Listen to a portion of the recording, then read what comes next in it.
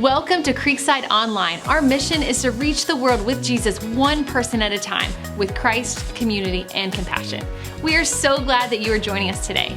If this is your very first time, please take a moment to click the link below and fill out the online Connect card. We would love for you to stay connected with us throughout the week and everywhere where you go.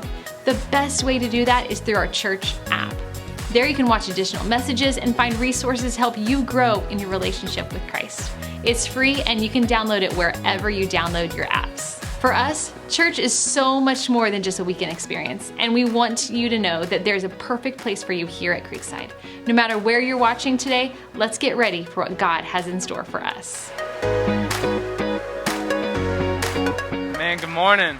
So growing up a Florida kid in this beautiful sunshine state that is beautiful for 50 weeks out of the year. We're in those two rough ones. But growing up a Florida kid, it has its perks, right?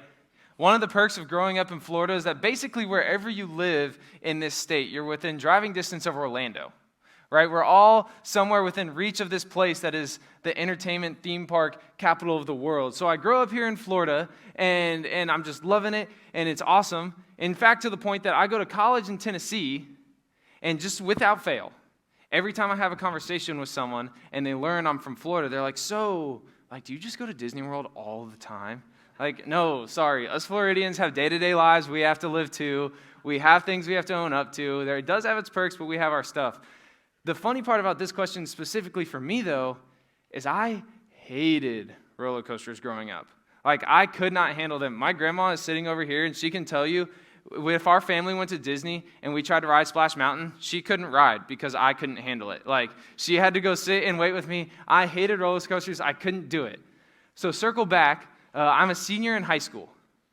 And one of the perks about growing up in Florida and being a Florida kid is this thing called Grad Bash. Grad Bash is where Universal shuts down early for the day and they kick everyone out. And then they're just overloaded with high school seniors for the night. It's like a good job, congrats, you finished your senior year, go hang out with all these kids and celebrate and enjoy Universal. And remember, I can't even ride Splash Mountain. And for some reason, I let my friends peer pressure me onto this trip. So we show up to Universal, you get there like 4 o'clock or something, and I'm there. I'm hanging out with my friends, and they all know, I've made it very clear, listen, I am not riding the big rides. This is not happening, you know I don't like this. So we get there, and we walk straight to the Mummy. If you know now listen, I don't think the Mummy's that bad. The Mummy is it's kind of a smooth sailing thing. It's dark, so you can't see what's coming next. There's one decent drop, but honestly, it's from where I'm standing on stage to the ground right now. It's not that big a deal, so I think we're chilling. I think all my friends are looking out for me, and they have my back, and exactly in this moment, when I am thinking to myself, wow, they're being nice to me today, that this might be good, I might enjoy myself tonight. Yeah, everything went downhill in a hurry. Because you see, if you know anything about the layout of Universal, directly across the street from the Mummy is Rip Ride Rocket. Now, if you don't know Rip Ride is one of those rides, yeah, you can see it up here. You get on it, and it's nice and slow, and you climb straight up where your back is parallel to the ground, and it's tick, tick, tick, tick, tick, and it's just building anticipation until you're round the top and then just plummet to your death, right? It's one of those rides. So again, I'm thinking to myself, this is good, I'm having a fun time, my friends actually like me, they're looking out for me, and they said, hey, let's go hop on Rip Ride. No. No. You see, I'm pacing, I'm following them. Listen, we can't do this, I'm not doing this, but they keep walking and I keep following because you see, I don't have a lot of friends and I don't have other people to go hang out with. And I know anybody else I would hang out with is on the way to the Hulk. So I was yeah, okay. So I'm still following and they realize I'm still following, so they keep walking closer to the ride.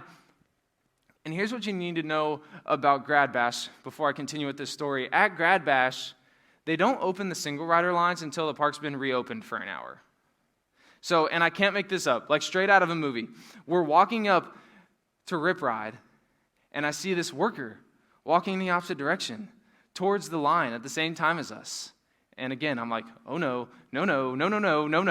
And dead serious, happened in slow motion. The dude reaches, unhooks the gate, makes eye contact with our group, and then gestures to see if we want to be the first ones to enter in single rider line. And when I tell you, I begged, I begged my friends to not walk into this line. I was like, listen, fine, I'll do the ride, but at least let me do it with you. I am not getting on this thing by myself without anyone I know. And at this point, I'm causing a scene. There's people behind us trying to get on the line, whether that be in the normal line or in the single rider, because our group's taking up both lines. And my friend Lindsay is standing behind me, and she's like, Nathan, quit being a wuss. Just get in line. It'll be fine. So now, everyone's filing in. I have to keep walking because I'm going to get trampled if I don't. So I end up letting my friends kind of trickle in front of me as we're walking up, and every scenario is playing through my head right now. This is the worst thing in my life. Lindsay and me are not friends anymore. This is not going to be good. So we get to the front of the line, and like I said, I let my friends get in front of me in hopes that at some point they would say, hey, we need 2 from single riders. But as you know from how the story has gone, they didn't need that. It was all groups of 7 that needed 1. So I was really just prolonging the inevitable. So it's my turn, and I get on the ride, and I sit down, and we start tick, tick, tick, tick, tick. And I'm in the back cart, and the kid next to me looks at me and he's like, hey, man, just so you know, I hate roller coasters. My friends made me do this. I'm telling you guys, I'm not making this up. My friends made me do this, and I hate roller coasters. So, if I pass out or throw up or do something crazy, I just want to apologize now. Farts. Can this get any worse? Can my day get any worse right now? And for the first time in this most hectic 5-minute span I've ever experienced in my life, it got better. Right? I rounded the top and didn't plummet towards my death. And I was actually, for the first time in my life, enjoying a roller coaster. So you come down, and we're doing all the roller coaster things, and I come to, and I'm like, wow, this is fun. I'm enjoying it. I love roller coasters. I don't know what happened. Thank you, Jesus. And then I realize, how's my homeboy doing to my right? And I look over. Dude is absolutely losing it. Arms flailing. Get me out of here. I couldn't help but laugh at him because, that probably should have been me in this moment. But by the end of the night, I got off the ride. I had to tell Lindsay thank you. I ended up loving roller coasters. I rode every big ride that Universal had. I ended up riding Hulk twice that night. I don't know what happened, but miraculously, I love roller coasters. And I kept getting on them and taking the risk because I realized I was going to be okay. And church, this morning, we're continuing our Overflow series that Chuck just said, and we're going to talk about taking risks today. We're looking at our church's core values, and one of the things we as a church believe in is taking risks. And I'm just going to lay it out in front of you and let you know now, we're going to call you out of your comfort zone today. We're going to call you to take risks and figure out what your own personal roller coaster is. So if you have your Bibles, you can go ahead and open up. We're going to be in Nehemiah chapter 4. And what you need to know leading up to this spot in Nehemiah is Nehemiah, his family is from Jerusalem. He's not living there anymore, and he gets word that Jerusalem's in rough shape. He gets word that it's in rough shape, and he feels this conviction from God that he needs to go help out. You see, he hears that the walls they're in ruins, and the gates to the city have been burned down. And Nehemiah says, okay, I need to go help rebuild this. So he gets approval, and he goes to help rebuild the wall. And he gets there, and he realized, oh gosh, this is even worse than I realized. So Nehemiah rallies the troops, and they start building, and they start making some progress. And as they start making progress on this wall is where we pick up in Nehemiah chapter 4, verse 1 says this. When Sanballat heard that we were rebuilding the wall, he became angry and was greatly incensed. He ridiculed the Jews, and in the presence of his associates in the army of Samaria, he said, what are these feeble Jews doing? Will they restore their wall? Will they offer sacrifices? Will they finish in a day? Can they bring the stones back to life from those heaps of rubble, burned as they are? Tobiah, the Ammonite who was at his side, said, what they are building, even a fox climbing up it, would break down those walls of stones. You see, that right there is why what Nehemiah is doing is so risky. The leaders, the political high up that are in this town are not only ridiculing him and his people for their convictions, but they're now mocking him. I mean, they said a fox could knock over this wall, right? They clearly have no faith in what Nehemiah and his people are doing. But Nehemiah's conviction never wavers. and they keep building. And picking back up in verse 4, Nehemiah says, "Hear us, our God, for we are being despised. God, turn their insults back into their own heads. Give them over as plunder in a land of captivity.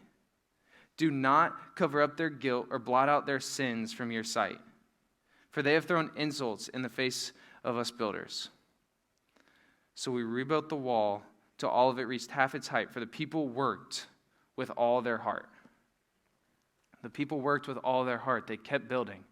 Despite ridicule and opposition, they kept building. The eventual attacks that came their way, they keep building, and they keep building, and they keep building, and they keep building, and they keep building this wall. It gets to the point that the attacks are so bad that these men are doing construction work with a hammer in one hand and a sword in the other because they have to defend themselves. But you see, their conviction never wavered. They were choosing daily to wake up and take a risk by being a part of this project because they knew it was dangerous, but they knew what God had called them to. We round out this story. We're going to skip ahead to chapter 6, verses 15 and 16. So the wall was completed on the 25th of Elul. It's like a month. It's like saying the 25th of March. In 52 days. When all our enemies heard about this, all the surrounding nations were afraid, and they lost their self-confidence because they realized that this work had been done with the help of our God. With the help of our God. What a next level statement that is. Because you see, if this was me telling this story, if I'm in Nehemiah's shoes, I'm just going to stop talking after verse 15. The wall was completed in 52 days. Right? I'm going to wait for whoever I'm telling this story to tell me how great I am and how awesome that is that I completed the wall and to ask me questions about how I pulled this off. Because we all know the construction work on the roads can't happen in 52 and a half years, and I just put a wall around a city in 52 days, and why don't you tell me how great I am? But Nehemiah doesn't do that. See, Nehemiah gives the report of how quickly it was finished and immediately gives credit where credit is due. He knows that this wall doesn't happen, that it doesn't get built without God standing at his side and providing for them. This doesn't happen on their own. It only happens from God. And as we see through the story, Nehemiah acts this way a lot. See, God calls him to something. He puts a conviction on his heart, and he acts. There is no second guessing. There is no overthinking or any of that. It's just action out of Nehemiah. And seeing this makes me take a step back and think. Because personally, I'm a planner. I like to know who is doing what and when. I want to know what is getting accomplished and how it's getting done. And if I don't get answers, I get stressed out in a hurry. Right? I'm a strategist. I like having checklists and being able to mark things off that checklist. But reading this from Nehemiah makes me take a step back and think, what if urgency trumps strategy? What if urgency trumps strategy? And you see, I don't think I'm the only one in the room that gets stressed out when you hear this statement, but when it comes to Jesus, I think it's true. There's definitely a time and place for well thought out, methodical plans that need a long time to figure out, and planning and checklists and all these things. But God has proven time and time again that his plan works. Our job is to just trust him and his timing, right?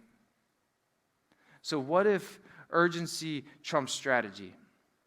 And this idea of urgency trumping strategy is what we're talking about all semester in student ministry this year. We're starting off the first part of this year talking about urgency trumping strategy. We're looking at how this book is filled with stories of people who let urgency trump strategy, and they step out in faith, and they get out of their comfort zone and act in God's timing because they trust he will provide. We're talking about how God is in the business out of making big things happen out of the most unlikely people. We're challenging our students to step out in faith because God's people seem crazy till he shows up. Right? We're challenging our students to take a step back and say, okay, God, I may not see you. I may not see what you're doing, and it might be hard, and it might sound crazy, but I trust you, and I'm going to follow your lead. Because when we let urgency trump strategy and we let God do his thing, He will show up and miracles will happen. But unfortunately, this idea is one of those things that's a lot easier said than done, isn't it? I mean, we like talking about getting out of our comfort zone. We like talking about stepping out in faith and saying that we have faith and saying we're going to do these things. But actually doing it is where it gets really hard. A lot of us probably say, hey, get comfortable being uncomfortable. We've probably heard this line, but are we really willing to be uncomfortable? In fact, just this last week, I had a student asked to hang out because they felt convicted from God. They said, I feel this nudge that I need to go have a tough conversation with someone I love. But I'm scared of the repercussions that could come from this. You see, they were worried that this conversation might throw a ripple in their friendship, and they were worried that their relationship might be uncomfortable for a little while. But you see, that right there is just the thing. This whole Jesus thing, following Jesus, was never supposed to be comfortable. And we don't have to look any farther than Jesus' life of himself to see that. I mean, first off, dude was born in a manger. Probably not very comfy. He was born into a poor family that was being ridiculed before he was ever born. Skip ahead to his ministry, constantly mocked, constantly doubted, constantly said, you don't even know what you're talking about. You're a lunatic. Fast forward again, he dies on a cross for something he didn't even do. Nothing about Jesus' time here on earth is something that would be considered comfortable. But here we are in our time on earth, preaching being comfortable over everything else. The society we live in, the world we live in says, be comfortable, you do you, look out for yourself, do whatever it takes. Make sure you're comfortable, make sure you're in a spot where you feel good, even if that means you have to take out other people along the way. But that's okay, right? It's okay to take out other people because you're good and you're sitting fine and dandy. Right? We live in a society that preaches being comfortable, especially us here in Northeast Florida. I mean, like I said, we're in a spot where it's the worst weather of the year. But literally 2 weeks from now, we'll be in shorts and a t-shirt again, right? Like, we are doing just fine. We have all the resources and everything we need. Oh, look at Steven's funny. Seriously, though, we have all the resources and things we need. And we just sit here trying to be comfortable, looking out for ourselves, doing what it takes for us to feel comfortable. We find what that thing is in our life that we don't want to let go of, and we latch on it. Right? We find that thing and we say, okay, I'm not letting go of this. Whatever our security blanket is in our life, I'm not letting go. Even if God has called us to do something great for him, even if God is trying to do a mighty work in us, we find what makes us comfortable and we don't let go. Right? We all know Linus from Charlie Brown. Linus has a literal security blanket. Takes it everywhere. It is always in his hand. He never lets it go. Until we see Charlie Brown's Christmas edition. And in this mini movie, in this show, you see Linus step up and begin to tell the story of Jesus. And as he's doing so, he drops his blanket. And what powerful symbolism that is. What in your life do you need to let go of in order to let Jesus step in? I know for many of us, it's our social status. It's the way we're perceived. It's our image. Because you see, we're comfy here doing Jesus in church, in this space. We're comfortable doing Jesus here. We may even come up here during the week and meet with a life group, or we may even serve, or maybe we even go to someone's house and do a life group, and that's awesome. But how much do your coworkers know about your relationship with Jesus? How much do the other parents at your kids' sporting events know about your relationships with Jesus? You see, are you willing to step out of your comfort zone for these things? Because ministry is not limited to these four walls in this building. Ministry is not limited to the X amount of acres we have on this church's property. Ministry is not limited to between 9:30 and noon on Sunday mornings when we hold services.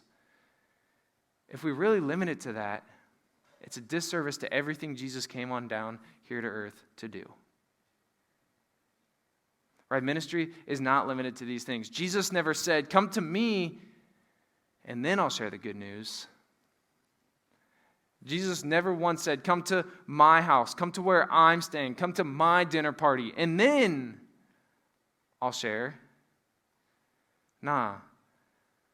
Jesus said, I'm going to go to where the people who don't know are at. I'm going to go to where you're at, where you're staying, where you're comfortable, because Jesus knew that the news he had was too important not to share. He stepped out of his comfort zone. And my favorite part of this is in Matthew chapter 28, verses 19 and 20. We see this thing called the Great Commission. This is Jesus telling us our job going forward. After we accept Jesus in our life, our job going forward is this Great Commission, and he says to make disciples. And my favorite version of this text comes from the Passion Translation. It says, now wherever you go, make disciples. Wherever you go, as you are going, as you are doing day-to-day life, make disciples. Always. Make disciples always. So say we get to this point and say we take the leap of faith. Say we get out of our comfort zone and we let urgency trump strategy and we follow that nudge God has put on our heart. And say we fail. The person we were ministering to and trying to love moves away. Or maybe they get a new job and work for a different company, or their kid plays for a different ball team now, and we don't have the same opportunity to love them and share with them as we did before. Guess what? It's okay. It's okay. Because newsflash, Jesus failed too. Jesus was constantly ministering to people and loving people and trying to pour into people who were not only trying to arrest him, but would eventually try to kill him.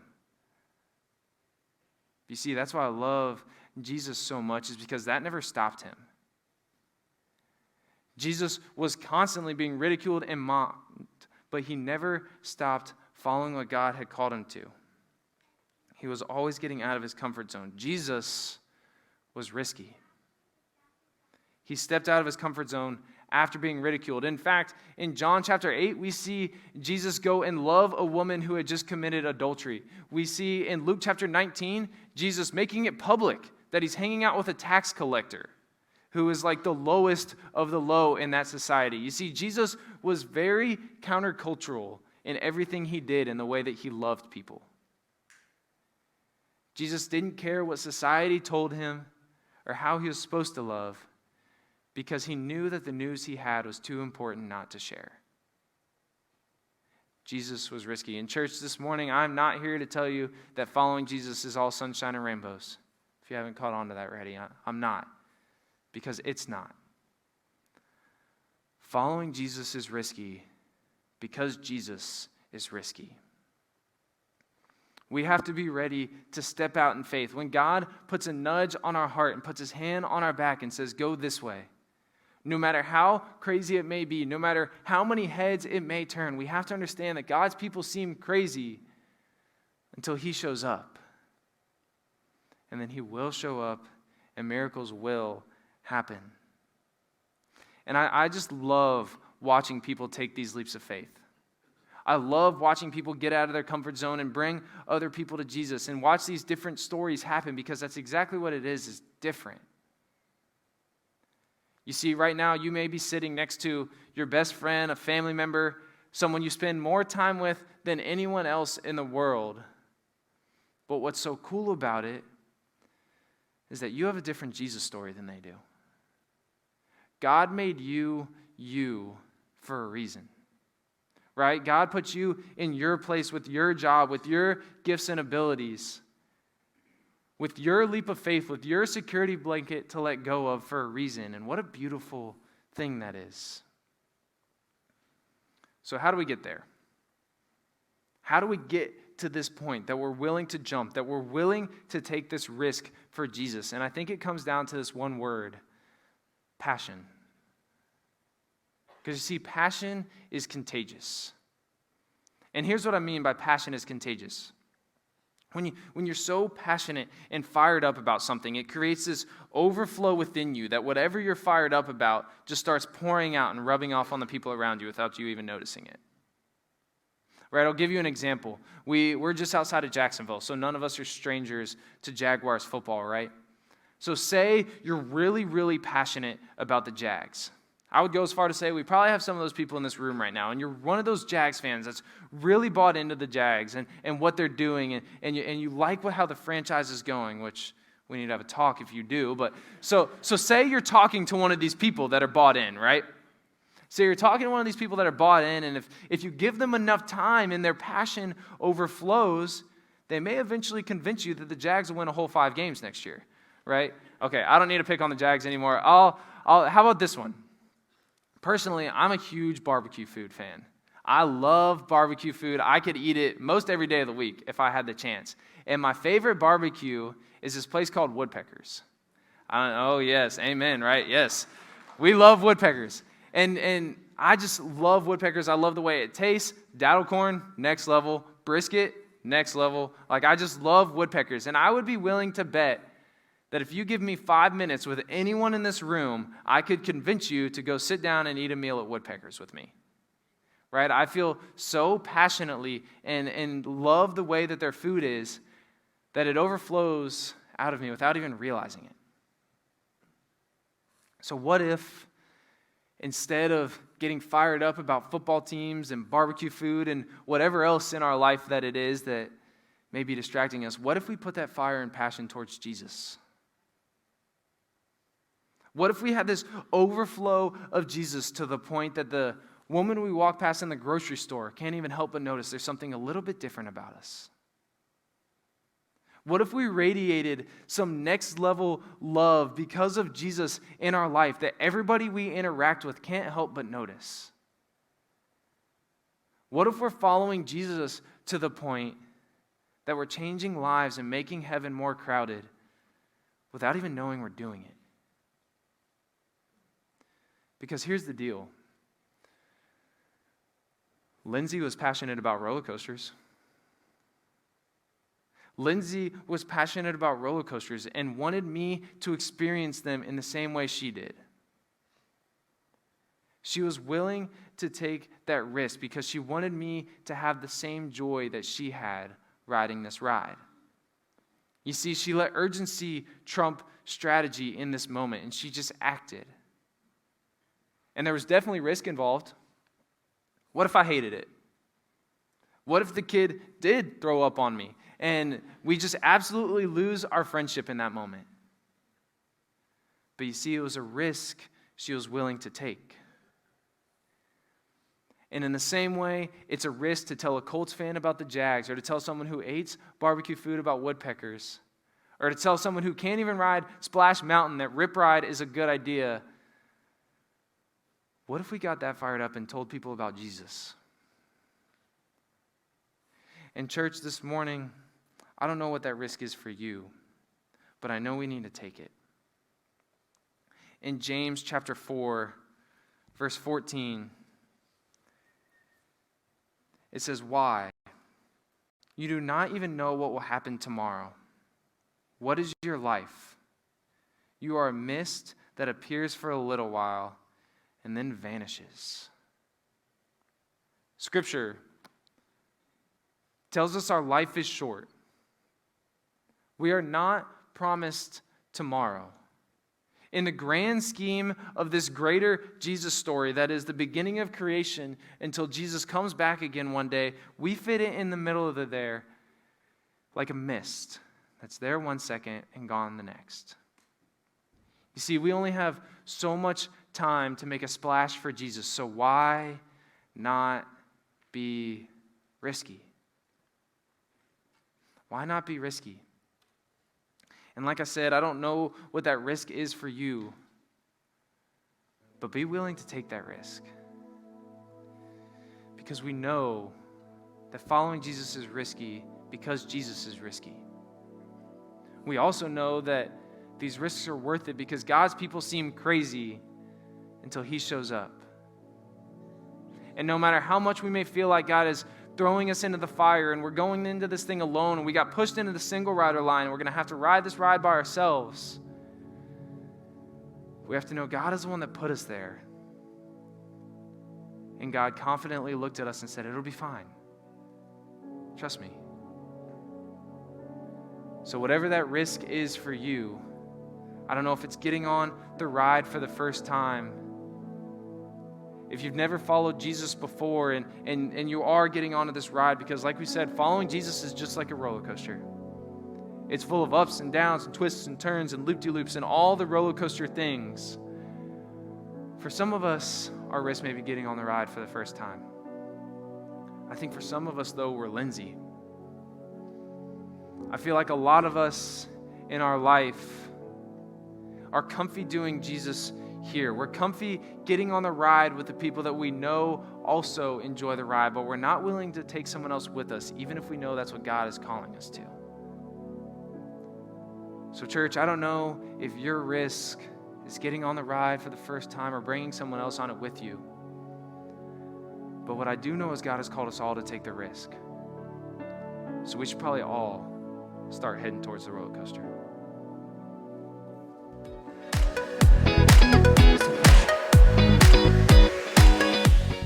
Thank you so much for being here with us today. We hope the message you just listened to had an impact on you. Make sure to stay connected with us throughout the week online at creeksidechristian.com and on Facebook and Instagram at Creekside Christian Church. We believe God has something unique to say to you, and our hope is that you feel His love stronger today than ever before. We love you, and we'll see you next time.